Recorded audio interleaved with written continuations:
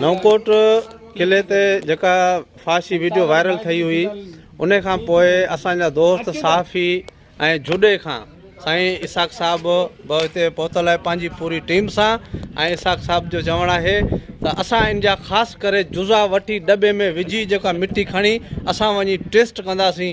इहो त असुलु वारदात केतिरे दफ़ा थी आहे, इहो हिकिड़ो जोड़ो घणा दफ़ा हिन किले ते आयो आहे ऐं हिन जो मामिलो कयो आहे छो त असांजी मेन तफ़रीगाह जो जेको किलो आहे उनखे बदनाम करण जी कोशिशि कई वई आहे।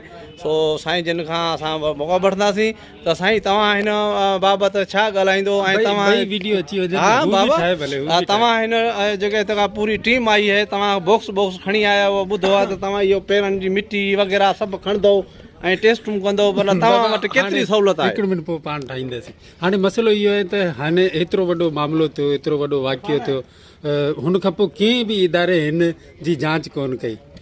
जो बि लाॻापियल इदारे जांच करणु खपे, इन्वेस्टिगेशन जो मरहलो शुरू थियणु खपे, पर अञा ताईं अहिड़ो को बि अमल शुरू कोन थियो आहे सरकार तरफ़ां। इन जे करे असां कोशिशि कई आहे, ममताज़ जुड़ेजे जी अॻुवाणी में असांजी हिते टीम पहुतल आहे, हिते इन्वेस्टिगेशन कंदासीं, असीं जांच कंदासीं ऐं जेको आहे जेके हिन में मुलविस माण्हू आहिनि उन्हनि खे कैफ़रे किरदार ते। अच्छा हिकिड़ो ॿी ॻाल्हि आहे त साईं ठीकु आहे, हिकिड़ो मामिलो थियणो त थी वियो, जी हा, भला उनखे सभु कुझु करे सघूं था। रही ॻाल्हि आहे त आईंदा नेक्स्ट टाइम ते अगरि हिन मामलनि खां कीअं बचिजे, आख़िर कहिड़ा इंतज़ाम कया वञनि जीअं आईंदा अहिड़ी का हरकत न थिए? साईं अहिड़ो इहो को वॾो इशू कोन्हे, हिते जी जेको मक़ामी पुलिस आहे ऐं किले जी जेको इंतिज़ामिया आहे त जीअं हिकिड़ा गेट ते वेठा आहिनि उन्हनि खे पर्ची जी त ख़बर आहे त 50 रुपया वठणा आहिनि, पर अंदरि छा पियो थिए उन्हनि खे साईं। हाणे हिकिड़े ॾिसो जोड़े खां कीअं तहक़ीक़ात कजे। हाणे हिकिड़ो माण्हू कॾहिं आहे कॾहिं वेठो सभिनी जे पीछो थो छो, फैमिली कंहिंजी पर्सनल मामिलो हूंदो उन कंहिंजो पीछो करणु उन्हनि सां ॾिसण पियो मामिलो थिए थो। मुंहिंजो ख़्यालु आहे त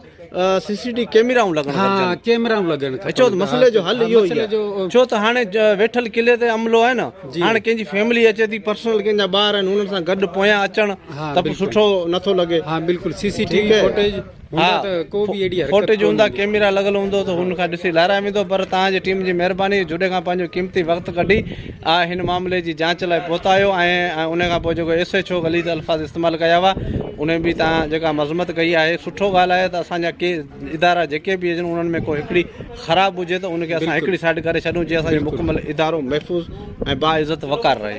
ठीकु आहे साईं, महिरबानी।